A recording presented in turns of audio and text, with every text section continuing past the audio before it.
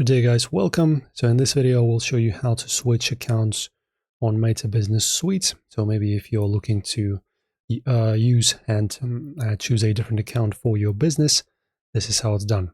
So firstly guys, just navigate to the upper right corner of the screen, which is right over here. Click on your profile picture, your name. And after that, as you can see guys, here's where you have your profiles. So if you have multiple, for example, business accounts, or you have multiple usual Facebook accounts connected, and you can use them, you can choose them from this list.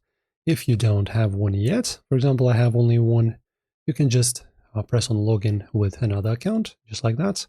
After that, you will be taken to this login screen where you can press on login with Facebook or Instagram. And after that, after you log in successfully, you can then again go back, and of course you will have to, of course, make a authorization of your accounts for in Business Suite.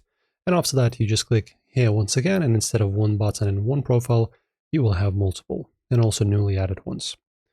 Guys, enjoy. If this was helpful, don't forget to support us with a like and a subscription. See you soon.